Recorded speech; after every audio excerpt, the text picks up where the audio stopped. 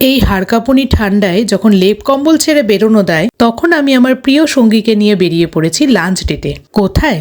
হাবড়ার প্লুমেরিয়াতে। আর সঙ্গীটিকে দাঁড়াও বলছি, এই যে আমার দুষ্ট মিষ্টি বোন। আমরা দুই বোন এরম মোটা মোটা জ্যাকেট পরে জাম্বুবান সেজে চলে গেছি প্লুমেরিয়ার দারুণ দারুণ খাবার খেতে। কথায় বলে না, পেহলে দর্শনদারি ফির গুণ বিচারি। ঢুকেই প্লুমেরিয়ার অ্যাম্বিয়েন্স কিন্তু নজর কেড়ে নিয়েছে। ছোট জায়গার মধ্যে অসাধারণ সাজানো।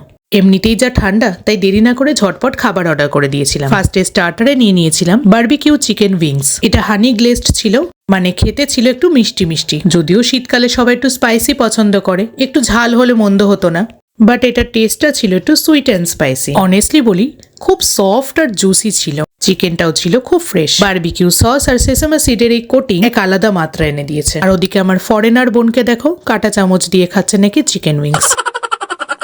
এরপর মেইন কোর্সে নিয়েছিলাম স্পেগেটি বোলানিস পাস্তা। টেক্সচারটা ছিল খুব heavy and thick with full of minced chicken, সাথে এরকম দুটো সফট ব্রেড। ট্রাস্ট মি, এক প্লেট দুজনের জন্যই খুব বেশি। পাস্তা এমনিতেই খুব ভারী হয়, বাট এই পাস্তাটা একটু বেশিই ঠিক ছিল।